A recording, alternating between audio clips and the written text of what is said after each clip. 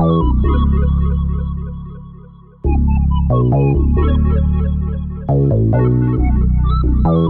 to know what it is Quick is trying to say.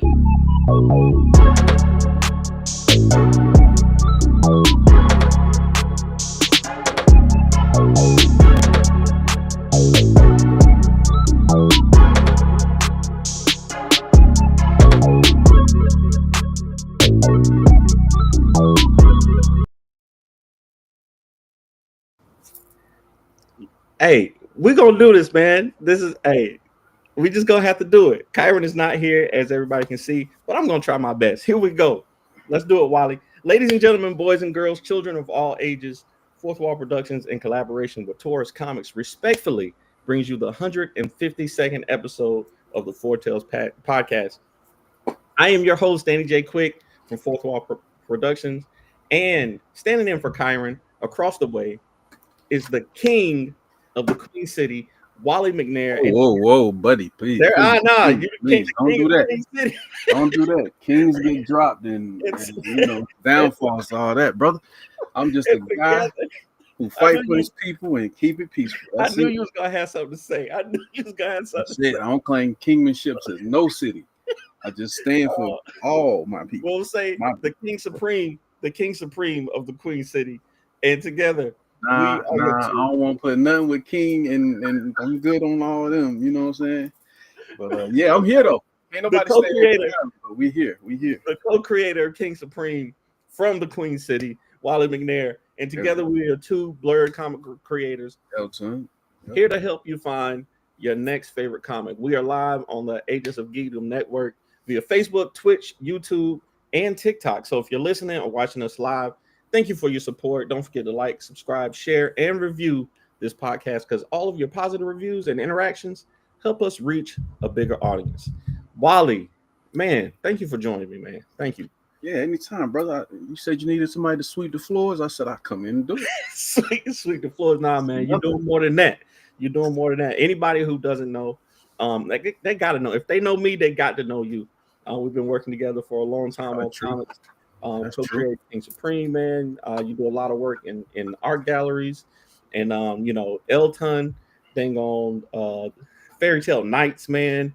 All kinds of Skull Kids, man. All kinds of stuff, man. I've been watching and thankfully being part of your journey for a long time. So I appreciate you.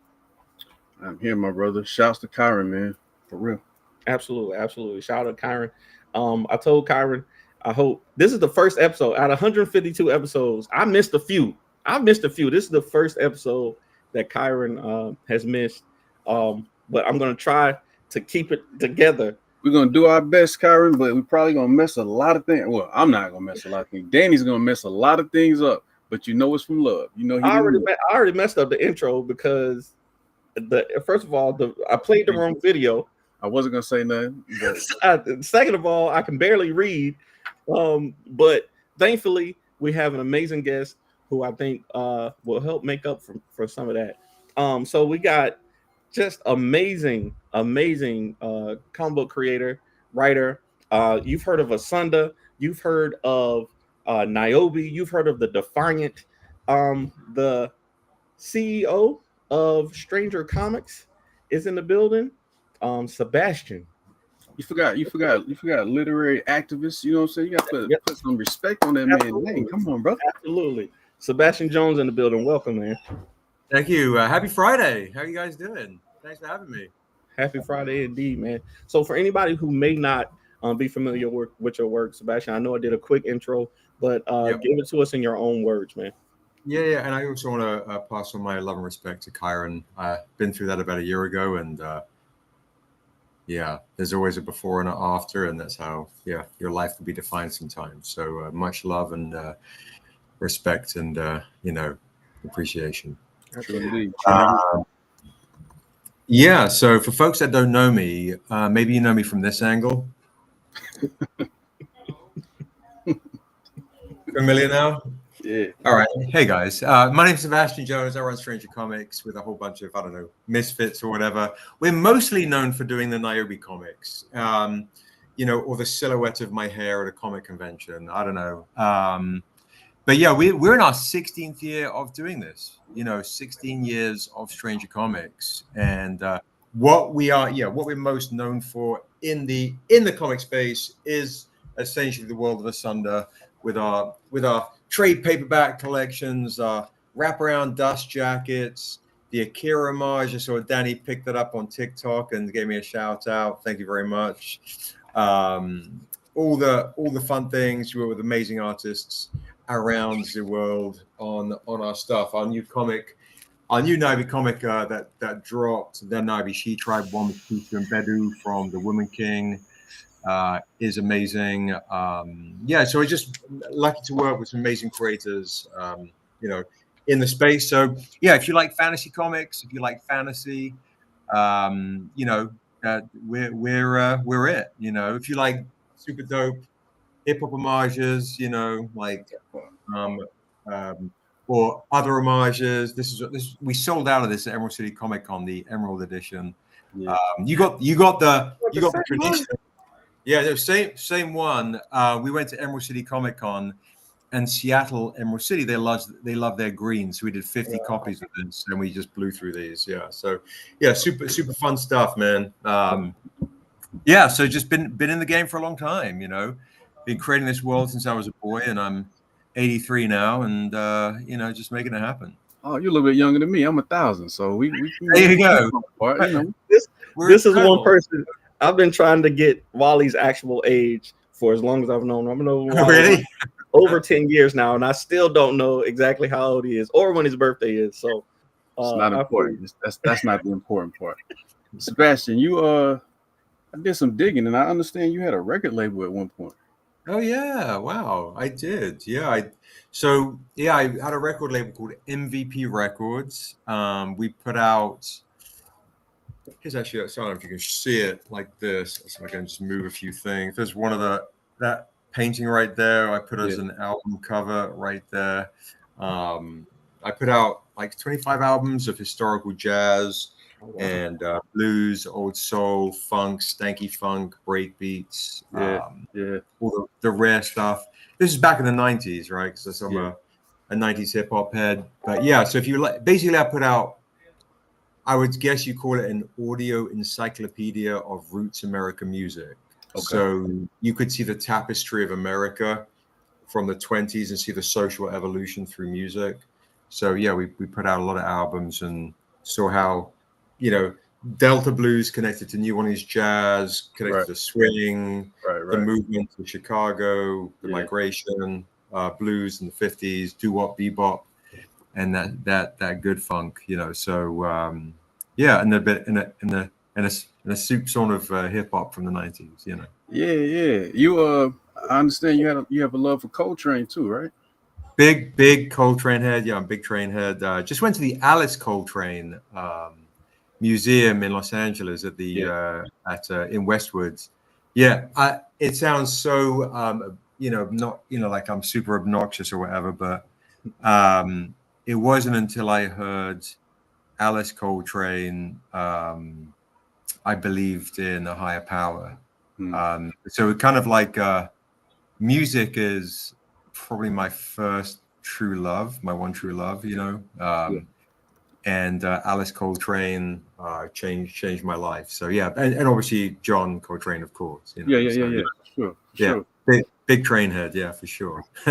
So the music has always been coming from England. Did you get turned on to a lot of American music when you were over there, or after you got here? Yeah, no. When I moved here when I was about 18, by myself, looking for adventure and craziness. And there was a small window of time when I was at the I grew up in England and I was in a boarding house, and it was at times quite violent and horrible.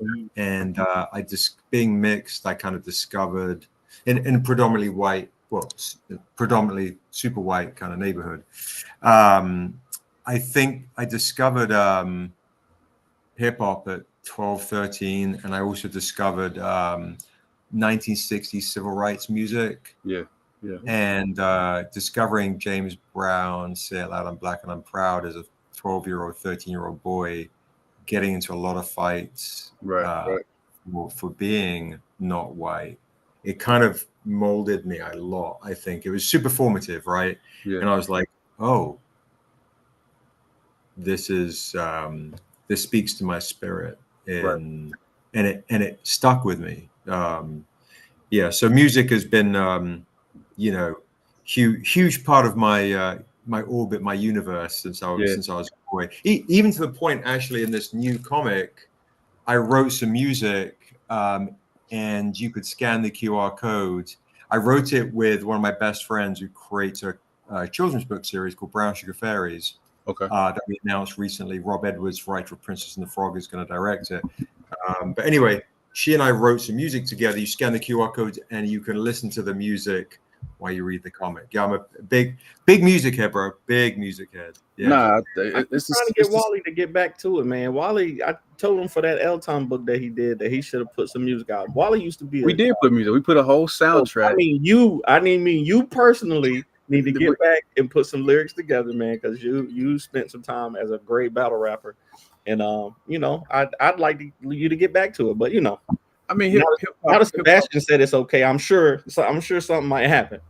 I got to ask you guys a question then. As you guys are the new Niobe, yeah, Laurie. Hey, folks. So who is on your Mount?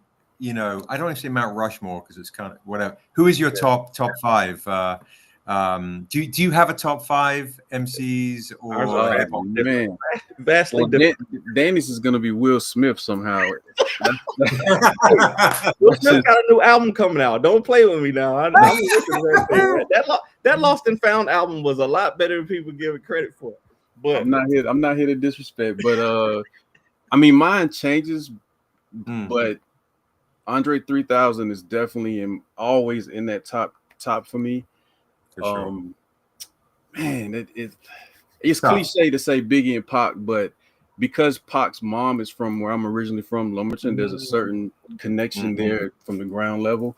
And Big was the first guy before I understood Slick Rick that made me really think about storytelling. So MF Doom jumps in and out of that formula a lot too. And that's not to leave out like the Coles and the Kendricks because they're definitely running, the Rayvons and so on and so forth, man. But can I say all of the Wu-Tang or do I have to pick a particular? No, yeah, you can say the group like okay. You can say Andre, you can say Wu-Tang, yeah, for sure. Yeah, we throw the Wu in there, so I guess that cover that's close enough to 5 for me. I think. That's for sure. No, go, Danny. You go. No, I was just gonna say I listen to a lot of Southern rappers, so it's always gonna be Andre, it's gonna be J. Cole, it's gonna be Fonte Coleman, it's gonna be Rhapsody, Big Crit, people like that. So, I love the traditional, the pop hip hop stuff, but I really kind of connect with Southern rap more than anything. But do you think Big Crit plays D&D? Does he? Just the name Big Crit, like Big Crit, yeah. But Chris in tune with so many things. I wouldn't be shocked if he did low key. Right. That's a great name, right, for D&D. Yeah. So I guess for me, Tribe, for sure. Wu for sure. Probably Public Enemy. Probably had. De La, I'm a Native Tongues kind of dude for sure. Yeah. And I would probably say as influence for me, Rakim. I would probably say. Oh yeah. The God MC. Gotta give love. Just me being old, But yeah, those guys, and then in the other top, it's like you're right. Like people come in and out. Like Outkast for sure. Yeah. I also think. The Fugees, the Score album. Yeah, what? Forgive me. I should have said Lauren. I mean, the Fugees as a whole, but Lauren is definitely one of the illest when it comes to him. So yeah. It's crazy. It's ridiculous. Yeah. So she might be top 5 for sure. I always prefer her emceeing to her singing. Like I just think her emceeing is just crazy. Right, and I get yelled at when I say that. And it's not to say I don't love her singing too. Same, for sure. As a lyricist, like she goes toe to toe with anybody and beyond, you know. Yeah. So same.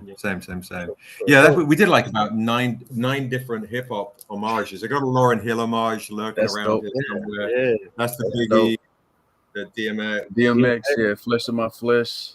Blade 2 randomly. Yeah, I didn't have them all like immediate, but yeah, I've got Lauryn Hill, Erykah Badu live album. I do a lot of hip hop homages. Well, sure. I've got a new one on a new Kickstarter at some point.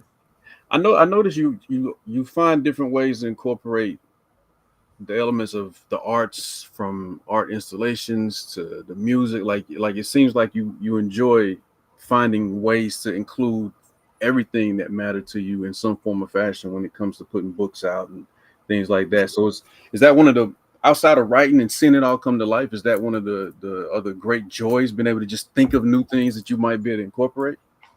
Yeah, I you know, it's funny. I guess it's something that is you know, organic or intrinsic or whatever, that it just happens, you know.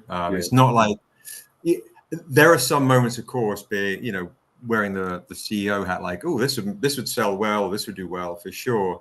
Right. But I don't put out anything I don't 100% believe in. That doesn't really speak to my spirit. So it's like, okay, yeah, I when we did the Blade homage, we did 2 of them with Kanan, and it was like, well, without, you know, Blade saved Marvel, right? They in the movie space, so we need to recognize that and tip our hat to that franchise. There's I'm a big, you know, I don't know, Hulk is my favorite superhero, so we've got Hulk homages. I got one dropping on the next Kickstarter midway through the campaign. Okay. Yeah. So that yeah, you'll see different things kind of you know, lurk within the comic space, because I think it's always about emotional connection, right? So when you're a reader, the immediate thing you see, the first thing you see is what is on the page. So even on this, like we have this coming on the Kickstarter, the next one you can get this for free if you back the Kickstarter day one, right? So in the 90s, everyone's collecting trading cards, right. And so I was like, whoa, that would be kind of cool if we did a trading card homage cover. I loved that shit as a kid, and even put the stats for our character on the back. Yeah. Dope. So fun, nostalgic, and that kind of stuff.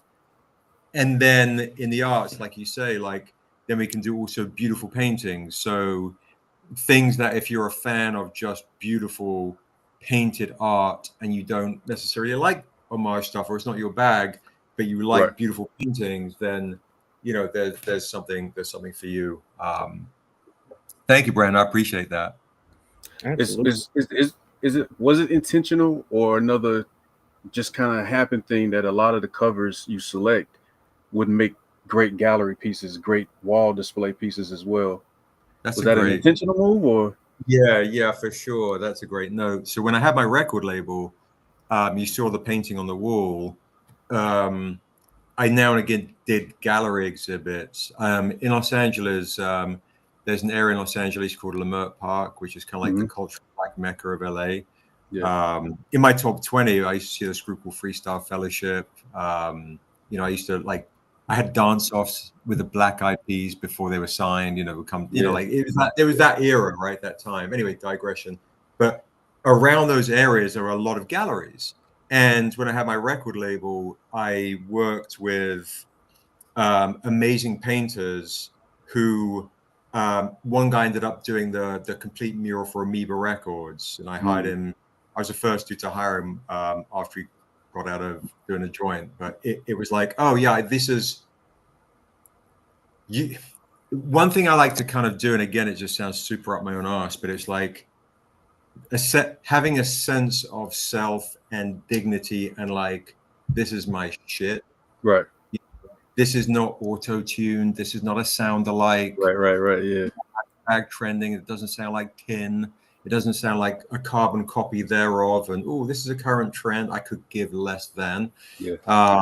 So I want to make sure that folks, when they grab a Stranger Comics comic book, they feel like a sense of connection and pride and like embracing the craft of the art, but the ceremony of culture at the same time. Right. That makes sense.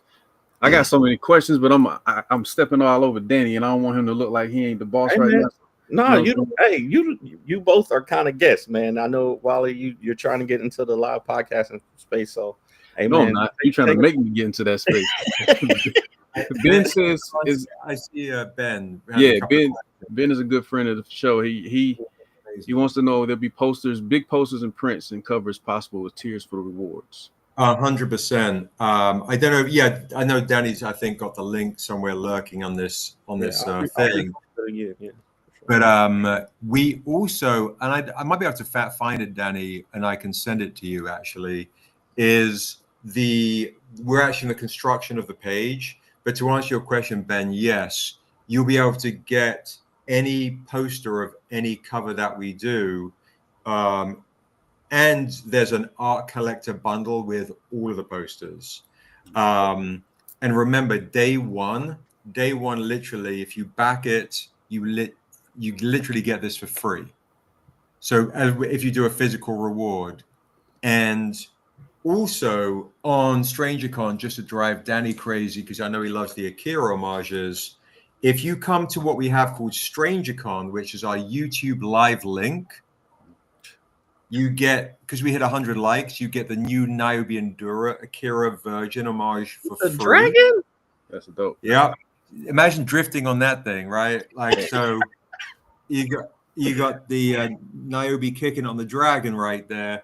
And then that's the StrangerCon exclusive. You literally get it for free for coming on the live event on YouTube. And on the Kickstarter, we have the matching red edition. So you'll be able to get the set. That's so fair. all these things are available.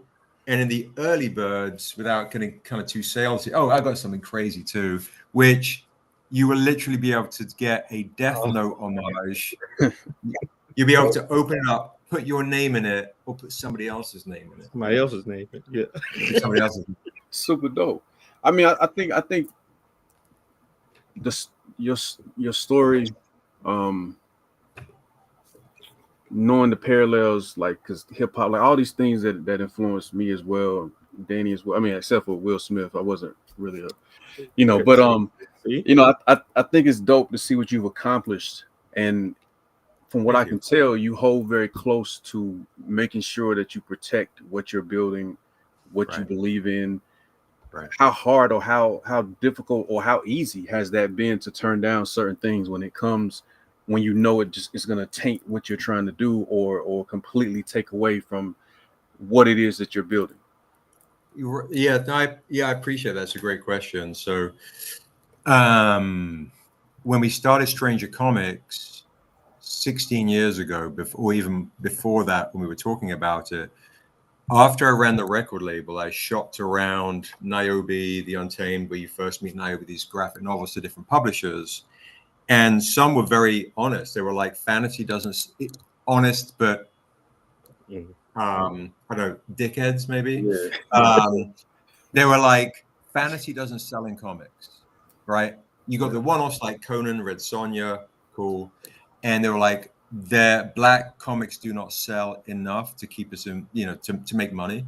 Right. And female lead comics do not sell enough to make money. I'm like, I'm doing all three, Right. And that's my lead is Niobe. And they were like, yeah, peace, whatever. But some of them were like, oh, this would look good during a Black History Month announcement, so we'll do a limited run during this window of time. And I was like, oh shit, you're really vapid. Okay. So that's what you just see. You just see Black comic headline, please shareholders, whatever. You're not seeing the integrity of the story. You're not allowing a reader, whether they're black or white or whatever, to have an empathetic kind of relationship with these characters, based on, all the stuff that we all know, right? So I was like, oh, good Lord, okay. You see this as a headline, checkbox thing, clickbaity thing. I've got to start a company to protect the integrity of Niobe in this creation. and who she is and how vulnerable she is, you know, in this world, right? You know, she could be torn down, all the things. So I was like, shit, I got to start I literally have I don't want to run a company again after the record label, but I have to start a company to protect the integrity of Niobe. And I was going through separation at the time, divorce at the time, broke. There's the times I slept in my car. So in the kind of years that followed, when movie studios would come along and they were like, oh, we're doing option. Here's dangling the carrot to your question. Like, it was, you kind of wrestle with the concept of morality, right? Because I can say, I was really moral. I stuck to my guns to protect Niobe, but that means I didn't feed my family. Right. And so I never really I never knock people that are deemed sellouts because I don't know what's going on really in their home life or whatever. Yeah. So it maybe stupidly, it wasn't hard for me to say no to everybody. Yeah. But it did hurt my my own reality in a really big way at times. Right. I had one dude like literally going like, I'm gonna write you a check right at a party. He saw the stuff. He was like freaking out. You know, this big producer guy is like, I'll write you a check right now for $100,000. Like right now, I get it. I was like, I don't know you do. Right. I don't know who you are. He's like, no, I made these movies. I'm like, yeah, but I don't know you. Right. I don't know who you are. He's like, but I got 100,000. I'm like, I can't be bought, right? Or Niobe can't be bought. It's not like that. But you know, and so again, it's like, yeah. So turning down stuff in some respects is hard, especially when you're like, oh, you know, we were at HBO for a while. We're not there anymore. It's like, okay, back on the road, back driving trucks, you know, back puffing boxes, you know, back doing all the things to survive. And if we never make a TV show or a film after all these offers and opportunities and things, am I okay with that? Right? Are we as creators okay with our creations and honoring the craft itself, which to me, I think we kind of have to be. Yeah, I agree. I mean, I had a small situation with a publisher who I'll leave nameless. I had did a project for my daughter called Fairy Tale Nights, and I can say the name though. Nah, don't. We'll leave them be. I mean, it doesn't matter. It was DC Comics. But the editor, he met me at a show. He fell in love with the project, ran it up to some people above, and one of the first things that they wanted to do was change the main character from a little black girl to a little white girl. And it was like, yeah, I've been there. Can't do it. Like, this is for my daughter. You know what I'm saying? Like, this if it was powdered toast guy, I might not care. Like, I may have made that just for the reason of, but for this, you know. And it was the same with music. When I was active in music, I probably could have been not a janitor at 4 Comics if I had took the opportunities that were put in front of me at times because of the money over pride, or not even pride, just principle. You know what I mean? Like, but I grew up in a world where you're supposed to stand for and stand on certain things. So I respect the fact that, you know, you've gone against those obstacles, and that, you know, you have days where you look back and say, man, I know I did the right thing, but like, you know, right, exactly. But it doesn't feel like, you know, and it's interesting too, because people see Stranger Comics, right, and they go like, oh, there's photos of you hanging out with this celebrity or that celebrity.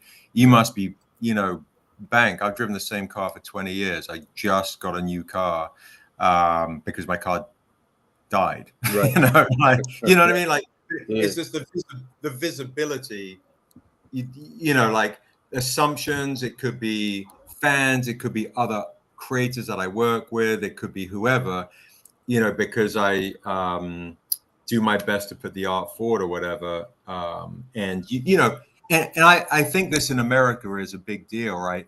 People won't back your Kickstarter or support you if you present the sob story or you present the, you know, you better buy, you know, like, you know, when people are like, oh man, black people don't support comics. Oh, this and the other. You not supporting, like no one wants to hear that shit. Yeah. It's let the work do the talking and be positive and try and help folks out. Like I'm always like, heal people even if you're broken. Like you got to do the best. That's why we're here, right? Otherwise, do some other shit.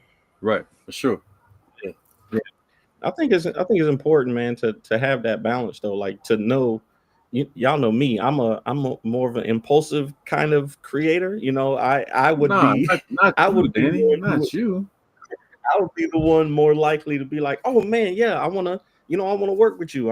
Let's try something, whatever. But that's why, I always have somebody like Wally or Kyron around, to be like, hey man, wait a minute now. Because I really do believe that when the right deal comes around, like it'll line up. You know what I'm saying? So, having to tell people, hey, no, this isn't going to work. That isn't going to work. You have to have that balance, and I respect y'all both for that. I was gonna say, Sebastian, I was gonna say, I know you have incorporated your love for hip hop, into the comics, but I also know that you spent some time as a dancer, right? How are we gonna incorporate that into the dialogue? Wow, good. That might not be family friendly. I'll leave that for I don't care. So my first job, thank you, Danny. My first job, I was like, I don't know, like 17 or something, and I worked at a record label, and I basically was like, I ended up getting hired to dance at the biggest gay club in Europe as a hip hop dancer, one of the speakers. Do my James Brown moves. I was gonna say, was you like Pop with Digital Underground? Yeah, it was very 100%. 100%. That was very me. And I'm like a James Brown fanatic. So I lasted about one evening, maybe two, and I was like, nah, I can't. I'm getting accosted, and I just remember this. There was this skinny black dude who was just always just screaming at me, and he had a white dude on a leash who was completely naked. So I was 17. I was like, again, I don't know where we're streaming this, but so anyway, I didn't last too long in that. Kyron's not here, so in that profession. So yeah, it was good times.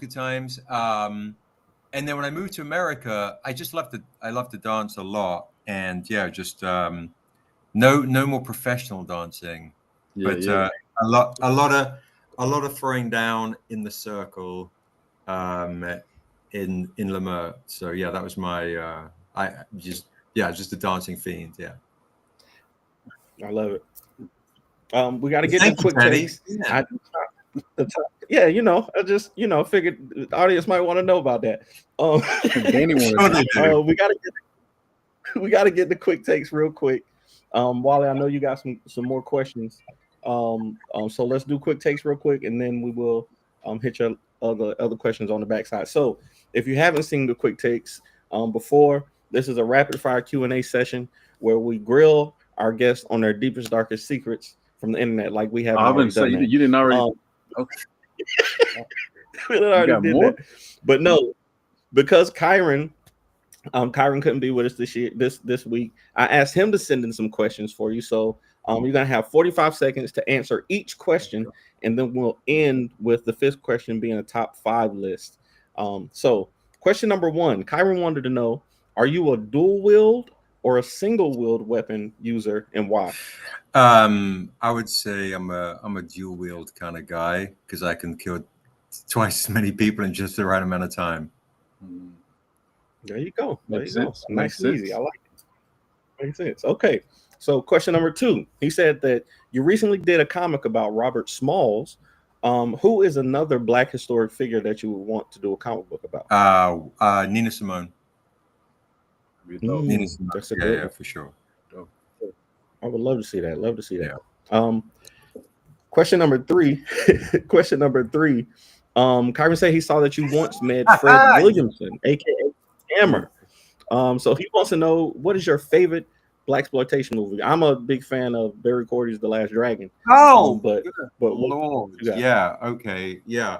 I was going into the 70s, but yeah, I would say that's tough to beat, because literally my mom was like, I watched that movie every week, right? It was that and the Dragon, and my mom paid for an American company to do a mail order to send the soundtrack to the little village we were at in England, so I could do my workouts to the soundtrack. Last Dragon. That's dope. I was a Last Dragon fanatic, and I would say Vanity was probably one of my first crushes. Yeah, for sure. Much so that my dad bought the and I could then sell them at school. Oh, so you was on your hustle early. Yeah. Hustling. I respect it. Hey, I love it. Okay. Question number 4 from Kyron is, what is your favorite music to write to? I would say right now I'm listening to a lot of Aaron Copland. Aaron Copland, if you remember the movie He Got Game, the Spike Lee joint. Yep. So Aaron Copland's music, if you listen to that whole soundtrack, is all from Aaron Copland. Right now I'm listening to that a lot.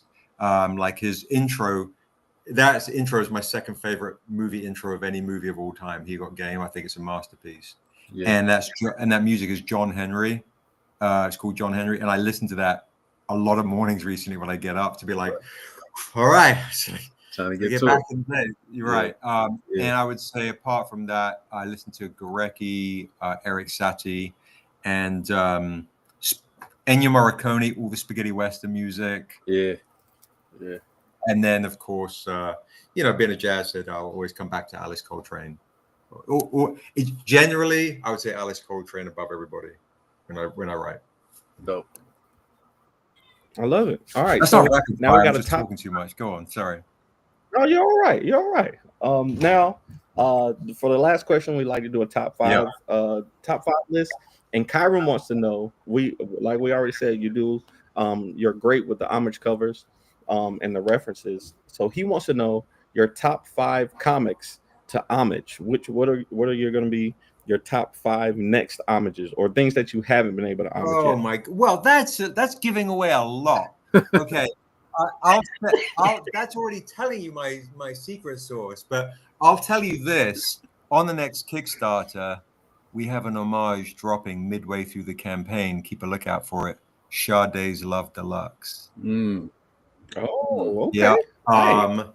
I also want to do an homage to Coltrane's "A Love Supreme." That I also need to do an homage to. This is just for me, Alice Coltrane's Journey in Satchidananda. If you have not listened to Journey in Satchidananda by Alice Coltrane, go and put that on when you go to sleep, or you're rising in the morning with the sun, and you'll walk with God. Right, God will be within you. Another one is Pharaoh Sanders, The Creator Has a Master Plan, which Pete Rock is his all-time. Pete Rock, of course, hip hop legend. His all-time favorite song. The Creator Has a Master Plan. Oh, and then I'm doing one to. I shouldn't be saying this, but I'll let you know. Exclusive. Don't do this. Paul's Boutique. Okay. All right. I won't get it before you will, but I might have to put it on the list. So thank you for doing that. Thank you for doing that. All right, Wally, go ahead and take back over. Take over. We just talk. See, this is the thing. Sebastian's a real guy. We can just have conversations here. I will ask though, would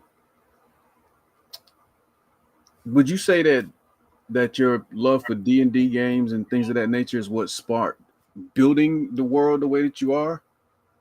Or it's I would say it's a combination. And Imani had a quick question. I'll just quickly answer it. I'm writing a serial killer project right now. If you like Dexter, you like Falling Down, or you like Hannibal, I'm writing one of those right now. I know Morgan's favorite show is Dexter. Oh, So right. that's Yeah, definitely I love that. Amazing. But yeah, so coming back to the boarding house, everything I think, you know, when I really look at the reality of my life's work, it's things that affected me dramatically as a young boy. Hence the record label putting out the kind of music I wanted to put out, that the music that saved me, right? And the other thing that kind of saved me is D&D. And I think, so when I was a young guy and I was getting picked on for being mixed, or my mum was a Bond girl and she was like a really beautiful model. She was England's #1 model in the exotic department. So a lot of the older boys in the 18, 19 would tease me, and teachers would tease me, and my mum being brown, they would talk a lot of shit as well. And my dad was quite wealthy, so they were also jealousy. But they, you know, like these are guys that my dad lost both his parents to suicide. Like my mum comes from the council estate. They're like people come up the hard way, and so there's a perception, right? It's coming back to me with like, oh, you're hanging out with a celebrity and holding a book up. No, whatever. Right. So I was creating this. I discovered Lord of the Rings.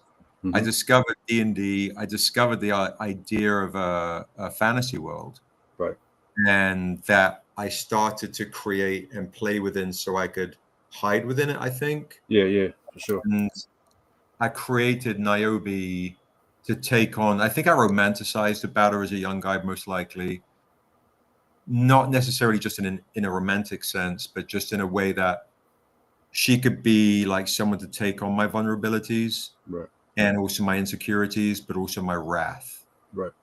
And as I grew, she grew with me. And I think I was trying to get her to make this fantasy world I was creating a better place. Yeah. And as you know, you kind of, as you get older, you kind of get to a space where like, whoa, okay, maybe these stories that I'm telling through Niobe and these other characters can make our world a better place, as naive, as optimistic and naive and slightly arrogant in some respects as it sounds, but that's super real to me. It's super real to me. Like, as an example, in the first Niobe comic, the first line I wrote, I like to challenge the readers, right? So the first line I wrote up here, it says, what haunts you? So the omniscient voice of the goddess of light is asking Niobe when she's on the run, what haunts you? Right. But also basically asking you, the reader, what haunts you? Right. Allowing the reader to put themselves in Niobe's shoes right from the jump, and then you can get vulnerable right from the get-go. So yeah, D&D, playing in those spaces, fantasy allows me to kind of create, be that kind of Toshiro Mifune, Clint Eastwood badass, John Wick type dude you want to be, but also create gray areas. And the older I got, the kind of like the more conflicted the character got. Like Niobe, she's mixed. She's half angel, half demon, to reflect the duality of spirit we share. I'll show you a piece of artwork that kind of represents Niobe. If you is right there. Yeah. Is that Kanan also? This is actually Sheldon Mitchell. Oh yeah. So Kanan did a cover version of this, but this is Sheldon who did the interiors for this book. Jamaican dude, he's amazing. Yeah, that's super dope. I think that's another great thing about you found escape. Hotels wants me out of here. Look, he's like, this has been a great show, but it's meant to end. No, that's Kyron. That's Kyron. I messed up the form. Oh, really? I messed up the format.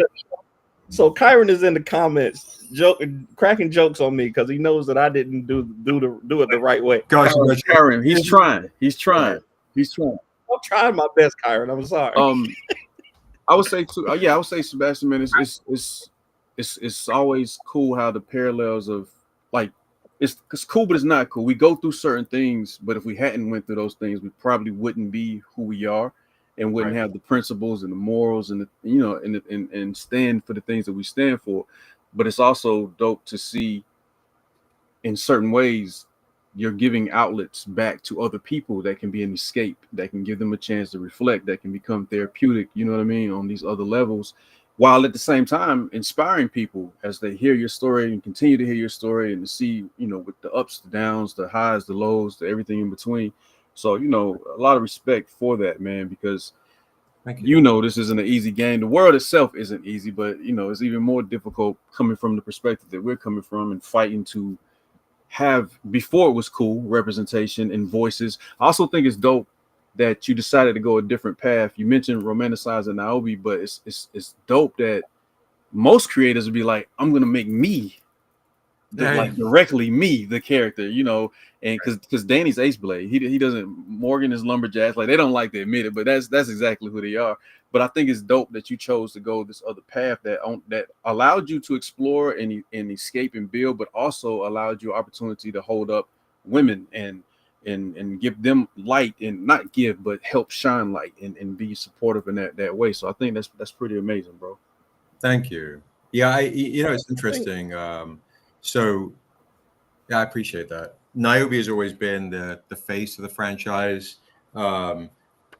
As Danny posted this is actually one of the early bird homages you can get on the new Kickstarter, which I think kind of speaks to the concept of silencing Black women, you know, what people try to do. So I wanted to rock a really dope Silence of the Lambs homage for this one. But so I wrote a character called the Stranger, right? Because I always wanted to be that Clint Eastwood man with no name, kind of Yojimbo kind of character as a young guy. Like, I'm not that cool. I can't say the right thing, you know, in the bar or whatever. I'm not going to get the one-liners. I'll think of it in the car, right, on the drive home. Right. Yeah. This, you know. But I'll try and you know maybe fail, but it's all right. So I created this character called the Stranger, and the Stranger's in the Untamed, who is who you believe, and this is the first book that I wrote, The Untamed, and who you believe is the star, right? But it's also purposeful, not just because it's a nod to the spaghetti westerns and the samurai movies of Kurosawa. It's also the fact that the Stranger's making way for Niobe to shine, right? Yeah, I was gonna say, because Niobe first appeared in that, right? First appeared in the Untamed, exactly. And when I like to do this, I'll give you guys kind of the pitch for the Untamed. It will kind of give you a set you up for what that is. When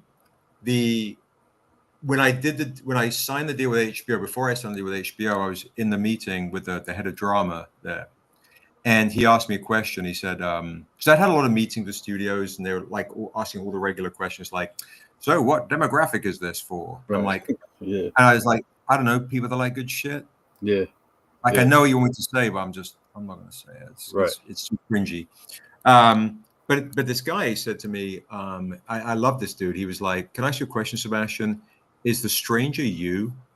And I was like, yeah, he's my my struggle with needing redemption, and I've done some bad stuff, and what if I had a second chance to get redemption or to right the wrong? As men, we make so many mistakes, and are we allowed to forgive ourselves? Are we allowed? What would he do with a second chance? And would we kill the world for our family? What would we do with second chances? And he said, okay, cool. And he goes, can I ask you something else? Is Niobe you? And I was like, yeah, she's my conscience. Right. She's my opportunity to become that better man for her. Right.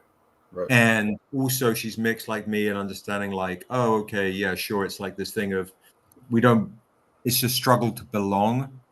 I don't feel like I belong anywhere, but I can fit in, and I belong with certain people that, okay, I belong with this person or this person. So I've had to kind of make my own tribe. But I think that's kind of more common with everybody as young people, like, oh, where do I belong? Oh, I'm into this now, whatever. So anyway, all that's to say is, yeah, that relationship, I understand the relationship on trying to connect with your character, but also when you are writing for somebody that is not of your gender or age or culture or whatever, maybe not culture, maybe race or whatever you want to call it, you have to empathize and then sometimes work with people that know more than you do. Like when I work with Mandler or I work with Tuso, or, you know, but also not then get caught up in like, oh, I'm not allowed to write anything other than a mixed guy with big hair, you know, like that's right. But, you know, I get that question a lot at conventions after I do a panel. This white dude comes like, I'm writing about a black character. Is that okay? I'm like, yeah, bro, write your shit, you know? Yeah. But understand you're going to get people talking shit about you, and that's also okay. Right. Look at the context in history. Right. Yeah. As long as you honor what you're writing, and it's not just a, you know, it's because we need one, you know, no, why? Right. Yeah. All that kind of stuff. Right. That's always the mark of a bizarre white writer to me. Like, oh, it's really great. It's really diverse. I got an Asian guy. I got a black guy. I'm like, what? You know, like, I am Captain Blind. Yeah. I don't get that shit at all. Right. No, man. But sometimes it comes from a place of innocence, right? So I don't want to also come across like a dick. It's just, oh, okay. We live in a soundbite reality. We live in an Instagram reality. We live in a reality that doesn't necessarily teach us that, yeah, doing sound bowls on Instagram might not be necessarily always a good thing because you're fucking with spirits. Right. You're doing it for likes instead now. You're creating, like, do you know what I'm saying? Like, we live in a headline society, and most people struggle with that level of self-awareness because they're too busy going like, oh, who am I following? Right. That's so genius of Instagram, not to be on a tangent, but I'm like, whoa, you come with a term. I'm following someone, like they're like my leader. And I have followers.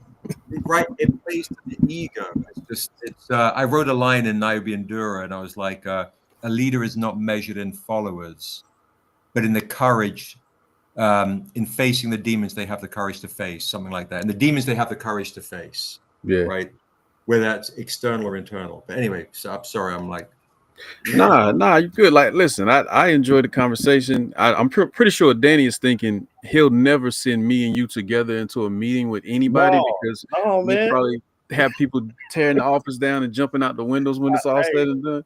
I love it, man. Like a friend of mine, Jock Niem, he just got on and ranted about having to be everything, you know, as far as pushing your comics, man. I think it's great to have people who have different voices, have, you know, different perspectives, because, you know, we need them all. And like, I just think that it's total BS that, you know, people would say that, you know, a white kid from Arkansas can't connect with a character because they're black or a woman.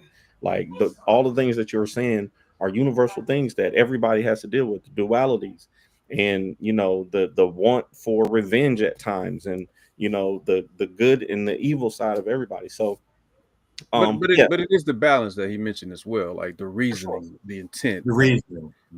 Like not just doing it because, oh, this will make it cool. What if I make them this? You know what I mean? Like, okay. And, all right. And then we also have to allow people to grow and find themselves, right? So you might not necessarily I couldn't have written The Untamed at 20.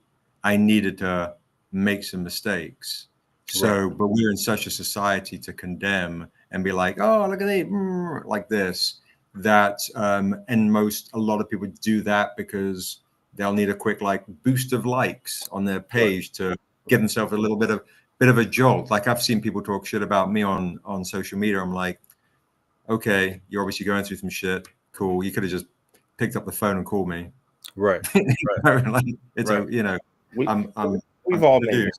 We've all made mistakes, and I'm not gonna let Kyron get me by going over to my time on this show. So I'm not. I'm not gonna make that mistake today. So Sebastian, I posted again in the chat the Kickstarter link. So where can our get fans follow you? Where can our followers follow you? Even though I know we don't necessarily. But where can they keep up with your content? And tell us what else you got coming up next. Yeah, thank you so much. So you guys can follow me at Stranger Comics on all the socials. You'll also see our Kickstarter launch, our Stranger Con launch. Do not miss that. For folks that like shiny metal comics, we made even like, look at this, for you folks that need this edition. We got this in golds and metals and all the things. Yetida Badaki of American Gods, check it out. Beautiful love affairs right there. Set in Purgatory, coming to Kickstarter. But yeah, Stranger Comics, strangercomics.com. You'll find me on all that stuff. Stranger Comics Saturday, we launched the Kick. Instagram Thursday Lives. I do that stuff every Thursday, like an idiot. And then WonderCon and Anaheim, all the conventions. I don't know, but let me leave you with this. All right, for folks that don't know, I'm going to leave you with a pitch to the Untamed. All right, this is the start of Stranger Comics, and this will give you an idea of why you might like this. All right, would you damn your family to save the world?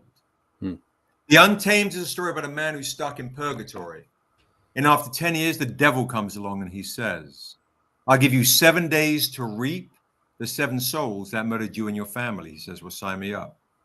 He takes a drifter's return to a one-horse town in a huge world. As his memory comes back in broken shards, he realizes when he was alive, he was a bad man. Maybe he deserved to die, but now he's on a path to save his family.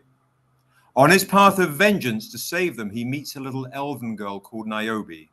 And she reminds him of how old his murdered daughter would have been, giving this man a second chance that we men need to be a good man, even a father. He only has 7 days. 7 days. The kicker is, what if she's one of the 7 souls he has to collect? And the devil set the whole thing up just to find her. Would you damn your family to save the world, or would you damn the world to save your family? Because if Niobe can stay alive in the Untamed, in this book we spent 10 years painting. Look, that's the guy, the lead artist of The Last of Us. You know the video game The Last of Us? Yep. That's me. The guy who paints Harry Potter and Lord of the Rings of Sweden, Peter Bergting. Look at this. Look at this spaghetti western magic right here in fantasy. Come on now. I love it. Look at that right there. If Niobe can stay alive in the Untamed, maybe she'll grow up to become my fantasy franchise's savior or destroyer. Yeah. All right, I love it. Sounds like you've been practicing a little bit. Danny told me out an interview. I've been studying all day.